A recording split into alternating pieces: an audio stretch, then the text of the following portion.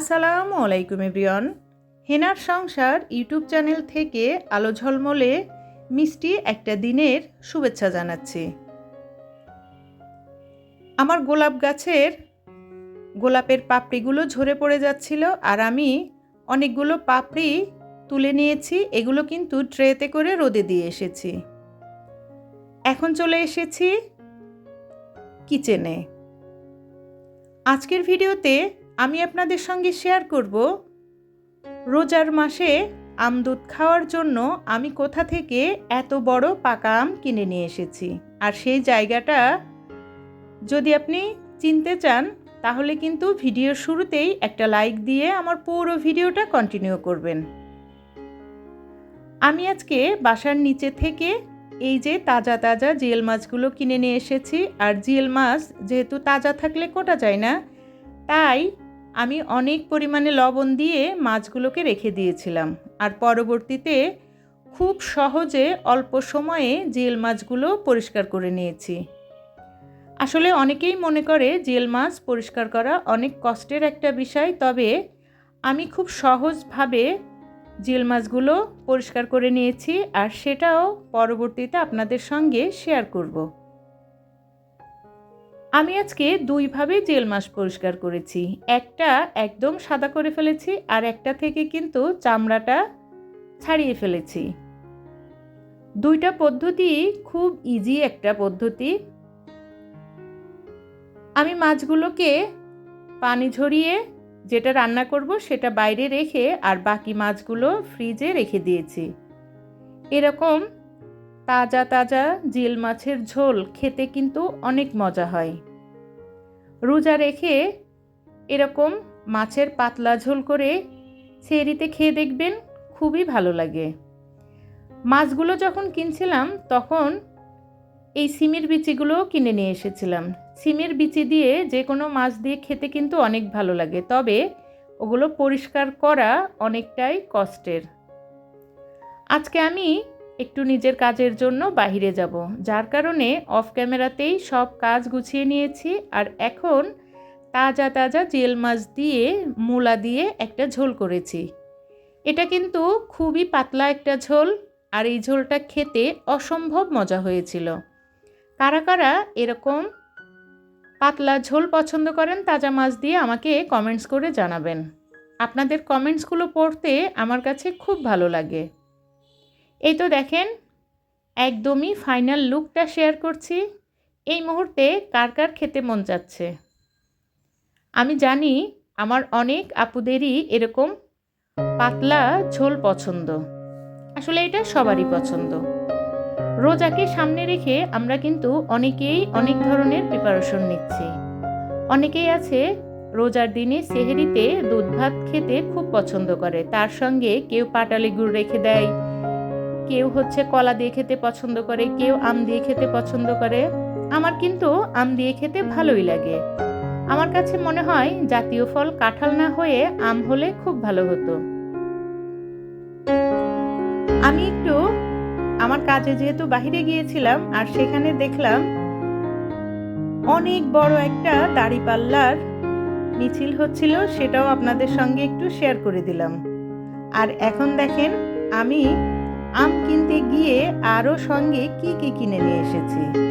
ঘর সাজানোর জিনিস দেখলে মাথাই নষ্ট হয়ে যায়। ভিডিওর এই প্রান্তে এসে কে বা কারা আমার সঙ্গে আছেন? যারা আমার সঙ্গে আছেন লাইক দিতে ভুলে গিয়েছেন, এখনই একটা লাইক দিয়ে দেন। আমার ভিডিওতে বলা কোনো কথা কোনো কাজ যদি আপনার ভালো লেগে যায়, আপনি চাইলেই আমার চ্যানেলটা সাবস্ক্রাইব করে আমার সঙ্গে থেকে যেতে পারেন। আপনি যদি লাইফস্টাইল ব্লগ ভিডিও পছন্দ করেন, সেক্ষেত্রে পাশে থাকার বেল বাটনটির অল অপশন প্রেস করে রাখতে পারেন, যাতে আমি নতুন কোনো ভিডিও ছাড়লে আপনার কাছে নোটিফিকেশন চলে যায়। আপনি আপনার সময় সুযোগ করে আমার ভিডিওটা দেখে নিতে পারেন। ইতিমধ্যে এই কাজগুলো যারা করে ফেলেছেন তাদেরকে জানাই অসংখ্য অসংখ্য ধন্যবাদ। এই তো আমি একে একে কি কি কিনে নিয়ে এসেছি সেটা কিন্তু শেয়ার করে দিলাম। আসলে এই ছোট্ট তোয়ালেগুলো এত সফট, যে কোনো কাজে আপনি ব্যবহার করতে পারবেন। আর এখন আসুন আমি যে পাকা আম কিনে নিয়ে এসেছি সেটাই আপনাদের সঙ্গে এখন শেয়ার করে দিচ্ছি। সবাই চোখ বন্ধ করুন। এই তো একদম পাকা আম না বলেন? আমি কিন্তু একটুও মিথ্যা কথা বলিনি। একদমই পাকা একটা টকটকা আম।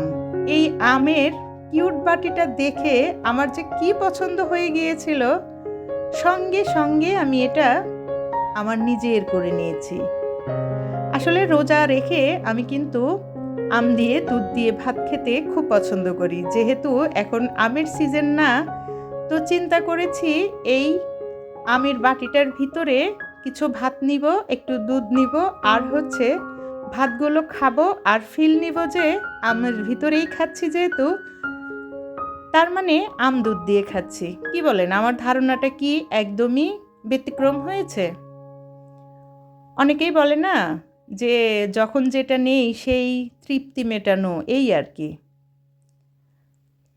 আমি কিন্তু একদমই চুড়ি পরতে পারি না, আর আমার হাতে চুড়ি পরলে একটুও ভালো লাগে না। তারপরেও যখন যেখানে যাই, পছন্দের চুড়ি দেখলে আমি কিনে নিয়ে আসি। আমার কাছে যে কত চুড়ি আছে আমি একদিন আপনাদের সঙ্গে সেটা শেয়ার করব। আর সঙ্গে এই ম্যাচিং আংটি আর ব্রেসলেটটা নিয়েছিলাম। আমি অনলাইনে দেখেছি এটার অনেক দাম চাই, আর সত্যি বলতে এত কম দামে আমি এটা কিনে নিয়ে এসেছি যেটা আমি ভাবতেও পারিনি। আর এই যে এই চুড়িগুলো এত সুন্দর ছিল, এখানে মাল্টি কালারের পাথর ছিল, যে কোনো ড্রেসের সঙ্গে পরা যাবে। আর এই তো দেখেন, এখন কিছু মজার খাবার আপনাদের সঙ্গে শেয়ার করছি। এখানে যা কিনে নিয়ে এসেছিলাম তা কিন্তু খাওয়া হয়ে গিয়েছে, শুধু এতটুকুই বাকি ছিল। এগুলোকে কি বলে, আপনারা কি চিনেন? আমাকে কিন্তু জানাবেন যে এগুলো কে কে চিনেন। আর এই তো একটা পলকে সব কিছুই দেখিয়ে দিলাম। সুন্দর দুইটা ফ্লাওয়ার বাচ এনেছি, একটা খাটের সাইড টেবিলের জন্য একটা টেবিল ম্যাট এনেছি, আর এই যে কিউট আম পেড়ে এনেছি। সত্যি এটা সুন্দর না বলুন? যে কোনো কিছু পরিবেশন করলে দেখতে অনেক ভালো লাগবে, আর এর ভিতরে কিন্তু আপনি চাইলে খেতেও পারবেন। অনেক সুন্দর ছিল। আর এটা আমি এনেছি হোপ মার্কেট থেকে। আমরা যারা ঢাকা থাকি, হোপ মার্কেট কিন্তু সকলেই খুব ভালো চিনি। সস্তায় কেনাকাটা করার জন্য বেস্ট একটা জায়গা। আর এই তো দেখেন, এটা ছিল পরের দিনের একটা ভিডিও। আমি যেহেতু হোপ মার্কেটে গিয়েছিলাম আর মোটামুটি কিছু গাছ আমার বাসায় আছে, তার জন্য অনেকগুলো সার কিনে নিয়ে এসেছি। এখানে একটা একটা প্যাকেটের দাম 50 টাকা করেছিল, আর কিছু প্যাকেটের দাম 100 টাকাও ছিল। এখানে কিছু মিশানো সার কিনে নিয়ে এসেছি, আবার কিছু ফ্রেশ মাটিও কিনে নিয়ে এসেছি। বাংলাদেশে বসবাস করে মাটি কিনে নিয়ে এসেছি। শুনতেও একটু কেমন জানি, তাই না? যাই হোক, আমি এগুলো আনার সঙ্গে সঙ্গে আমার মা দেখেন সকালেই গাছে দেওয়া শুরু করেছে। আর এইভাবে করে মাঝে মাঝে একটু মাটি চেঞ্জ করে দিলে গাছের কিন্তু ফলন ভালো হয় আর দেখতেও অনেক ভালো লাগে। যেহেতু টুকটাক গাছ লাগাই, যার কারণে এরকম একটু একটু সার চিন্তা করলাম যে মার জন্য নিয়ে যাই। মারা কিন্তু এইসব জিনিস পেলে খুবই ভালো হয়। আর এটা আসলে এতটাও ঝামেলার কিছু নেই, শুধু একটু একটু করে গাছের সাইড দিয়ে দিয়ে দিলেই হয়ে যাবে। এখন একটা পুটিং তৈরি করে নিচ্ছি। আমার ভিডিও যারা প্রতিনিয়ত দেখেন তাদেরকে আমি সত্যি মন থেকে অনেক ধন্যবাদ দেই। আমি কিন্তু সব সময় সবার পরিবারে পৌঁছে যাই। ফুল ভিডিও দেখি লাইক দিয়ে, হয়তো কমেন্টটা খুব ছোট করি, তবে আমি কারুর ভিডিও কখনো টেনে টেনে দেখি না। হয়তো ভিডিও যখন ছাড়া হয় তখন দেখতে পারি না, পরবর্তীতে কিন্তু আমি ঠিকই দেখে নেই। আমি সবাইকে ফুল সাপোর্ট করি।